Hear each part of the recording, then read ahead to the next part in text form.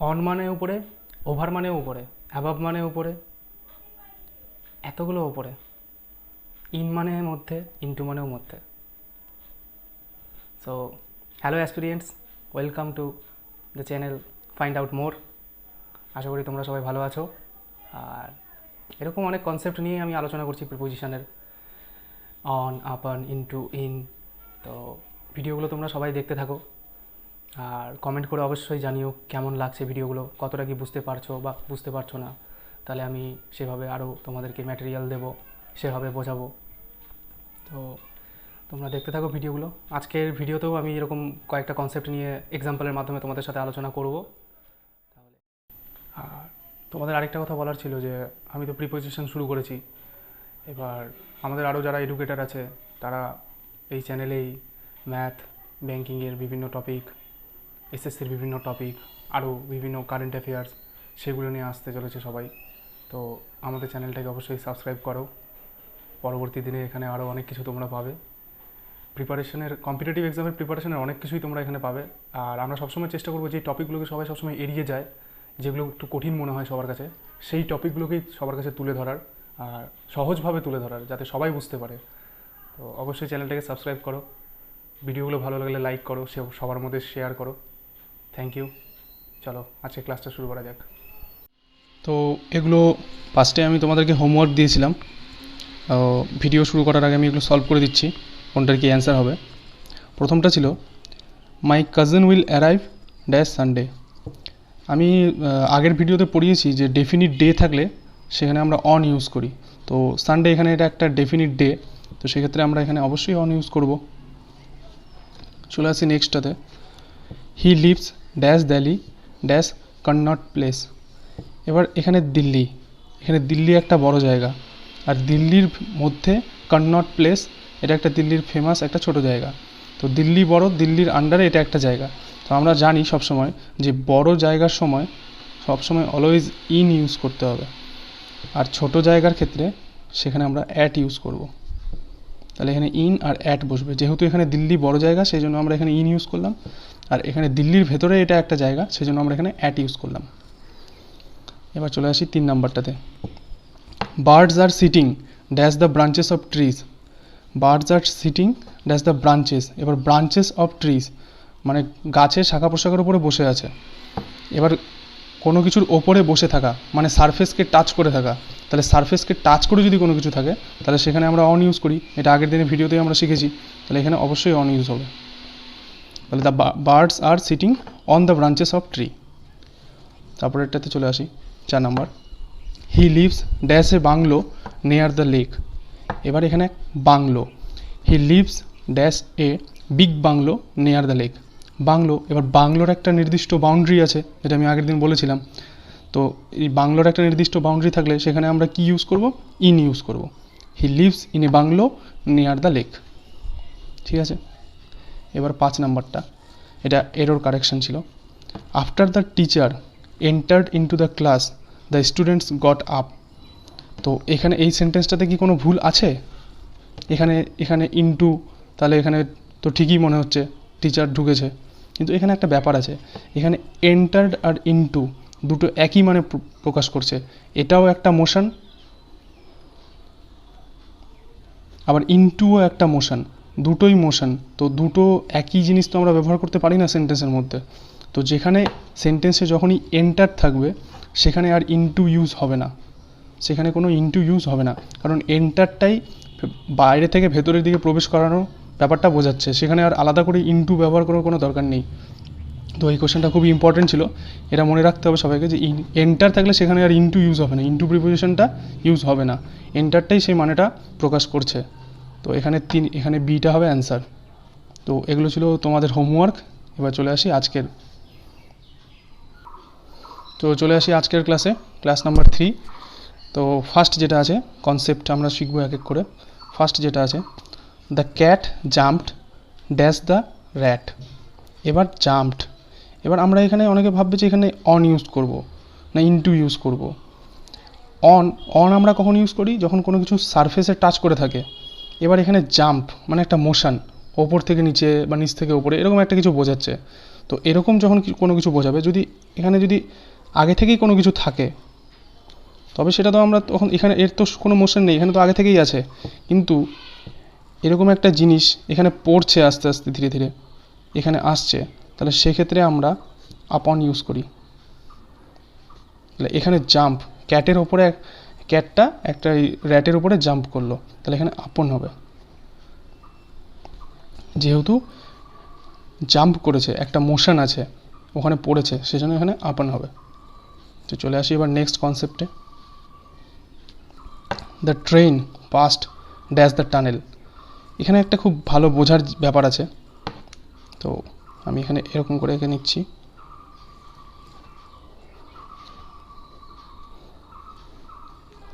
এটা এক প্রান্ত, এটা আরেক প্রান্ত। যদি এক প্রান্ত থেকে আরেক প্রান্ত এরকম কোনো ব্যাপার থাকে কোনো সেন্টেন্সের মধ্যে, এরকম কোনো মানে বোঝায়, তখন সেক্ষেত্রে আমরা অ্যাক্রস ইউজ করব। এখানে আমি লিখে দিচ্ছি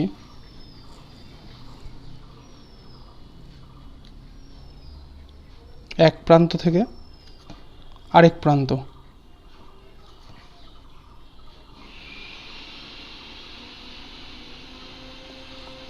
তো এরকম যখন এক প্রান্ত থেকে আরেক প্রান্তে বোঝাবে, তখন সেক্ষেত্রে আমরা অ্যাক্রস ইউজ করব। তো সেক্ষেত্রে আমরা অ্যাক্রস ইউজ করব যখন এক প্রান্ত থেকে আরেক প্রান্তে যাওয়া বোঝাবে। আরেকটা বিষয় আছে, ধরে নিলাম এটা একটা পাইপ, এবার এর মধ্যে দিয়ে যাওয়া, তখন সেখানে আমরা থ্রু ইউজ করব। তাহলে এই কনসেপ্টটা বোঝা গেল। এবার এখানে আছে the train past dash the tunnel. এবার টানেলের মধ্যে দিয়ে যাবে, ভেতর দিয়েই ওকে যেতে হবে, তাহলে এখানে আমরা থ্রু ইউজ করব।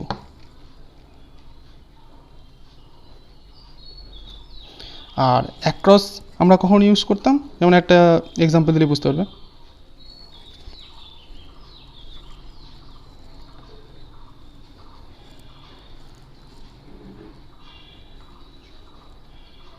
I swamp across the river. আমি নদীটা সাঁতরে এক প্রান্ত থেকে আরেক প্রান্তে পার করলাম, তাহলে এইভাবে অ্যাক্রসটা ইউজ হবে। আর এখানে আরেকটা জিনিস আছে যেটা বলে নেওয়া দরকার। ধরে নিলাম এটা একটা রোড, এই রোডের সমান্তরালে আমি হাঁটছি, এই রোডের সমান্তরালে আমি হাঁটছি। যদি এরকম কোনো কন্ডিশন থাকে সমান্তরালে হাঁটার, তবে সেখানে অ্যালং ইউজ হয়। তবে সেক্ষেত্রে আমরা অ্যালং ইউজ করব। এটারও একটা এক্সাম্পল দেখে নিই। হি ওয়াক্স ড্যাশ দ্য রোড, এখানে অ্যালং হবে। এগুলো প্রতিটাই কম্পিটিটিভ এক্সামের পয়েন্ট অফ ভিউ থেকে খুব ইম্পর্টেন্ট, তাই তোমরা এগুলো সবগুলোকে নোট করো, তাহলে তোমাদের খুব লাভ হবে। তারপরে চলে আসি 3 নম্বরে। দেখো 3 নম্বরটা কী বোঝাচ্ছে, we sat dash the shade of the tree. এটা WBCS প্রিলি 2020-তে এসেছিলো, যারা 2020 প্রিলি দিয়েছে তারা জানবে এই কোশ্চেনটা। তো এখানে we sat dash the shade of the tree, আমি আগের দিন এটা পড়িয়েছিলাম শেড নিয়ে, শেডের কনসেপ্টটা আমি বলেছিলাম কী করে হবে। তো দেখো শেড, এখানে আমরা আন্ডার করব না, আন্ডার করব না, কারণ কোনো দিন ছায়ার ভেতরে কি ঢোকা যায়? আমরা ছায়ার ওপরে থাকি, একটা গাছ থাকে তার নিচে ছায়া থাকে, সেই ছায়ার ওপরে আমরা থাকি, তাহলে নিচে ছায়ার নিচে কোনো দিন ঢোকা যাবে না। ছায়ার এই তাহলে আন্ডার হবে না, বিলোও হবে না, ছায়া আর থ্রু তো হবেই না। এবার ইন, আমি বলেছিলাম যে একটা কোনো নির্দিষ্ট বাউন্ডারি, শেডেরও কিন্তু একটা নির্দিষ্ট বাউন্ডারি আছে, তো সেক্ষেত্রে আমরা এখানে ইন ইউজ করব। এটা খুবই সহজ একটা প্রশ্ন, যেটা WBCS 2020 প্রিলিতে এসেছিলো। এবার চলে আসি নেক্সট কনসেপ্টের দিকে। Are you still angry dash what I said. এবার এখানেও একটা কনসেপ্টের ব্যাপার আছে। তো এখানে যেটা কনসেপ্টের ব্যাপার আছে সেটা আমি এখানে বুঝিয়ে দিচ্ছি।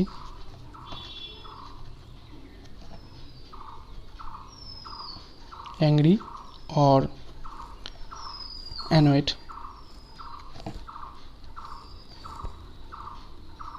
এই দুটোর ক্ষেত্রে আমরা এই দুটোকে কীভাবে ইউজ করব, যদি কোনো পার্সন থাকে, যদি কোনো পার্সন হয় তবে সেক্ষেত্রে আমরা উইথ ইউজ করব, উইথ প্রিপোজিশন ইউজ করব। আর যদি কোনো পার্সন ছাড়া কোনো ম্যাটার বা কোনো সিচুয়েশন হয়, তবে সেক্ষেত্রে আমরা অ্যাট ইউজ করব। তো এখানে কি বলেছে, are you still angry what I said. দেখো এখানে কিন্তু একটা কোনো ম্যাটার, মানে আমি যেটা বলেছি তার জন্য কি তুমি রেগে আছো, এখানে কিন্তু একটা কোনো ম্যাটার বোঝাচ্ছে। তো এখানে ম্যাটার বলতে আমরা এখানে এখনই শিখলাম যে ম্যাটার, তাহলে আমরা অ্যাট ইউজ করব। তো এক্ষেত্রে আমরা অ্যাট ইউজ করব, খুবই ইজি ছিল এটা। এবার আমি যদি এবার বলি পার্সনের ক্ষেত্রে, তাহলে এক্সাম্পলটা কেমন হবে, একটা এক্সাম্পল দিয়ে দেখি। যেমন একটা example, are you angry dash me. এবার এখানে অ্যাংরি, তাহলে এখানে উইথ হবে, পার্সনের কথা বলছে। তোমাকে সেন্টেন্স দেখে সবসময় বুঝতে হবে যে কোনটা বসবে। প্রিপোজিশন ওইভাবে কোনোদিন মুখস্থ করা যায় না, তোমাকে সেন্টেন্স কী মানে বোঝাচ্ছে সেটা সবার আগে বুঝতে হবে, ওই হিসাবে তোমাকে প্রিপোজিশন ইউজ করতে হবে। এখানে অনেকে বলবে অ্যাংরির সঙ্গে সবসময় উইথ হয়, অনেকে বলবে অ্যাংরির সঙ্গে সবসময় অ্যাট হয়, এরকম কোনো ব্যাপার নেই। সেন্টেন্স কী মানে বোঝাচ্ছে, এখানে যদি কোনো পার্সন থাকে, পার্সনের ক্ষেত্রে সেখানে অ্যাংরি হলে সেখানে উইথ বসবে, আর যদি কোনো ম্যাটার থাকে সেক্ষেত্রে অ্যাংরি হলে সেখানে অ্যাট ইউজ হবে। তো এই বিষয়গুলো, ছোটো ছোটো বিষয়গুলো খুব মাথায় রাখতে হবে, এগুলো থেকে খুবই প্রশ্ন হয় প্রতিবার। তো নেক্সট 5 নাম্বার, তো এখানে আছে হি ক্যান নট কোপ ড্যাশ দিস প্রেশার। এটাও WBCS প্রিলি 2020-তে এসেছিল, তো এটাও খুব ইম্পর্টেন্ট, এর কনসেপ্টটা একটু বুঝে নাও। হি ক্যান নট কোপ, এবার কোপ, কোপ থাকলে আমরা দুভাবে ইউজ করি, কোপ, কোপ উইথ, আমরা কোপ উইথ ইউজ করি কখন, যখন কোনো সিচুয়েশন, যখন কোনো সিচুয়েশন অর ম্যাটার, যখন কোনো সিচুয়েশন বা ম্যাটার থাকে তখন আমরা কোপের সাথে উইথ ইউজ করি। আর আমরা কোপ আপ উইথ ইউজ করি অনেক সময়, এটা ইউজ করি যখন কোনো পার্সন রিলেটেড কিছু থাকে, তখন আমরা কোপ আপ উইথ ইউজ করি।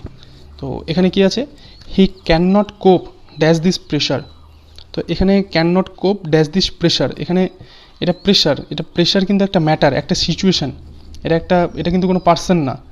তো এখানে আমরা অবশ্যই এখানে উইথ ইউজ করব, এটা বুঝতেই পারছি, খুব ইজি। এটা WBCS 2020-তে প্রিলিতে এসছে। তো আরেকটা আমরা এক্সাম্পল দেখে নিচ্ছি। আই ক্যান নট কোপ এ সেলফিশ পারসন।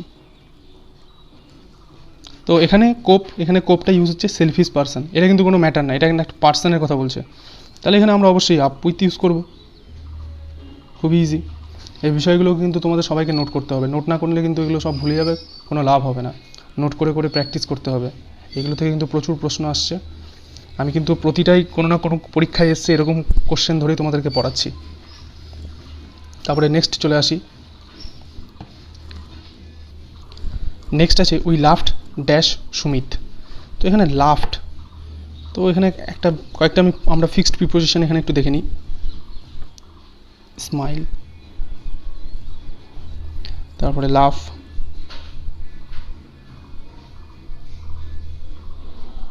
তারপরে শাউট,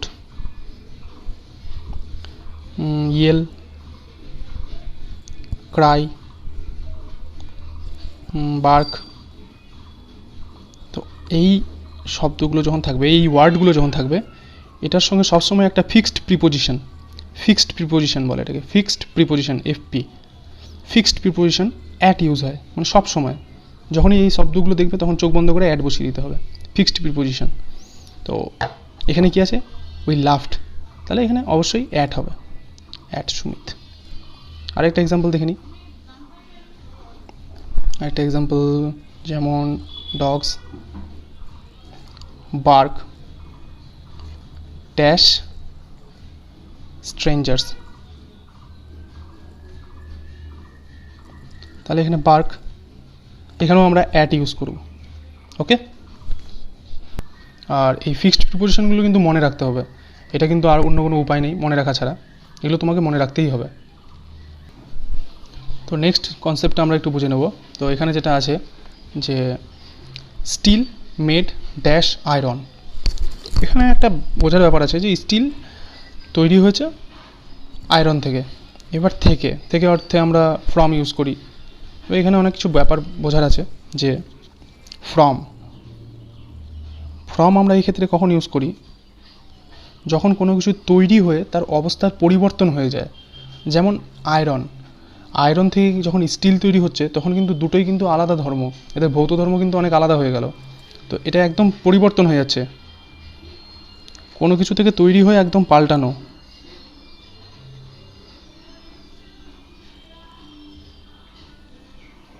কোনো কিছু তৈরি হয়ে পাল্টানো মানে অবস্থার পরিবর্তন। তো সেক্ষেত্রে আমরা ফ্রম ইউজ করব। তো এখানে কি বলেছি, স্টিল ইজ মেড, তাহলে এখানে অবশ্যই ফ্রম হবে, কারণ এর অবস্থার পরিবর্তন হয়ে যাচ্ছে। কিন্তু এখানে আরেকটা ব্যাপার আছে, আমরা অফও ইউজ করি এক্ষেত্রে। কিন্তু অফ কখন ইউজ করি, যখন কোনো কিছু দিয়ে তৈরি হয়, অবস্থার পরিবর্তন হয় না, জিনিসটা একই থাকে। হ্যাঁ, রূপের হয়তো পরিবর্তন হয়, গঠনের পরিবর্তন হয়, কিন্তু সেই একই জিনিস দিয়েই তৈরি হয়। অফ দিয়ে তৈরি। একটা এক্সাম্পল দিলে তোমাদের ক্লিয়ার হবে ব্যাপারটা। যেমন this table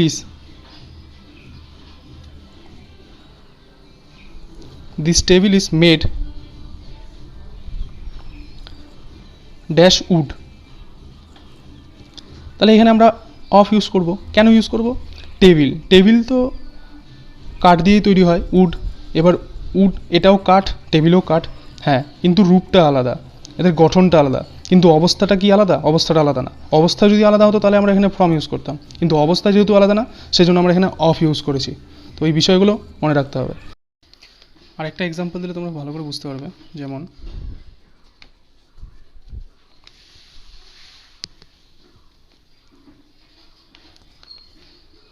card is made dash milk, তো এখানে কার্ড দই তৈরি হয় দুধ থেকে, মিল্ক থেকে। এবার এখানে একটা দেখো বিষয়, দই আর মিল্ক দুটোরই কিন্তু ফিজিক্যাল প্রপার্টি একদমই আলাদা, ভৌত ধর্ম একদমই আলাদা। তাহলে এখানে যখন ভৌত ধর্মের পরিবর্তন হয়ে যাচ্ছে, রূপের সাথে সাথে ভৌত ধর্মেরও পরিবর্তন হচ্ছে, তো সেক্ষেত্রে আমরা অবশ্যই ফ্রম ইউজ করব। এটা আমি আগেই বললাম, তো এটা থেকে বুঝতে পেরেছো আশা করি। তো আজকের ভিডিওতে এই কনসেপ্টগুলো নিয়ে আমি এসেছিলাম। আশা করি তোমরা সবাই ভালো করে বুঝতে পেরেছো। যদি বুঝতে না পারো তোমরা কমেন্ট করে অবশ্যই জানিও, কোনটা না যদি না বুঝতে পারো আমি আবার চেষ্টা করবো তোমাদেরকে বুঝিয়ে দেওয়ার। আর তোমরা এগুলোকে ভালোভাবে নোট ডাউন করো, প্র্যাকটিস সেট তো আমি দেবই, তোমরা সেখানে প্র্যাকটিস করতে থাকো। আর আমার ডেসক্রিপশন বক্সে আমি আমার টেলিগ্রাম চ্যানেলের লিঙ্ক দিয়ে দিচ্ছি, সেখানে আমি প্র্যাকটিস সেটগুলো দিব, বিভিন্ন প্রিপোজিশন প্র্যাকটিস করার। তো সেখান থেকে তোমরা গিয়ে চ্যানেলটাতে জয়েন করে তোমরা সেই প্র্যাকটিস সেটগুলো পেতে পারো, ইচ্ছে থাকলে জয়েন করে নিও। আর এইভাবে পড়তে থাকো, প্রিপোজিশন আস্তে আস্তে হয়ে যাবে কমপ্লিট। আর আমি সম্পূর্ণ প্রিপোজিশনটাই কম্পিটিটিভ এক্সামের পয়েন্ট অফ ভিউ থেকেই পড়াচ্ছি, কীভাবে আসে, কীভাবে করতে হবে, কনফিউশনগুলো যাতে তোমাদের তাড়াতাড়ি মিটে যায় সেভাবেই পড়াচ্ছি। তো ঠিক আছে, ভালো থেকো, সুস্থ থেকো, বাড়িতে থেকো, গুড বাই।